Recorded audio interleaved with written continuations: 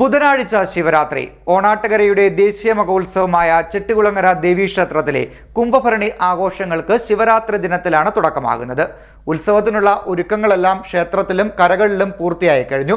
ക്ഷേത്രത്തിലെ പ്രധാന വഴിപാടായ കുത്തിയോട്ടത്തിന്റെ ചടങ്ങുകൾ വൈകിട്ട് വഴിപാട് വീടുകളിൽ തുടങ്ങും. 14 വീടുകളിലാണ് ഇത്തവണ വഴിപാടുള്ളത്. ക്ഷേത്രത്തിലെ 13 കരകളിലും ആചാരപ്രകാരം കെട്ടുകാഴ്ചകൾ ഒരുക്കാനുള്ള തയ്യാറെടുപ്പ് തുടങ്ങിയിട്ടുണ്ട്. ബുധനാഴ്ച ശിവരാത്രി ആഘോഷം നടക്കും. ഇതോടെ ഓണാട്ടുകരയുടെ ദേശീയ മഹോത്സവമായ ചെട്ടികുളങ്ങര ദേവീക്ഷേത്രത്തിലെ കുംഭഭരണി ആഘോഷങ്ങൾക്കും തുടക്കമാകും.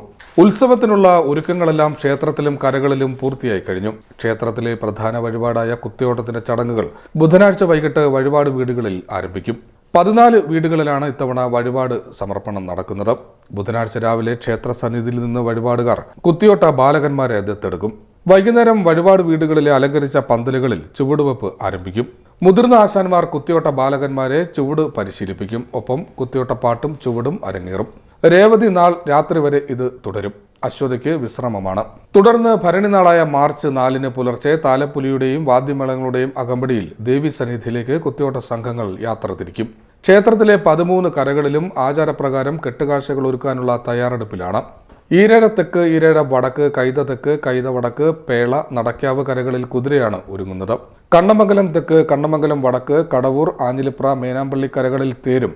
മറ്റം വടക്ക് കരയിൽ ഭീമസേനയും മറ്റം തെക്ക് ഹനുമാനെയും പാഞ്ചാലിയും അണിയിച്ചൊരുക്കും. കെട്ടുകാഴ്ച ഒരുക്കങ്ങൾ നടക്കുന്ന കരകളിൽ ഉൾപ്പെടെ കുതിരമൂട്ടിൽ കഞ്ഞിസദ്യ സമർപ്പണവും ശിവരാത്രി ദിനത്തിൽ ആരംഭിക്കും. CDNet news, Chettikulangara.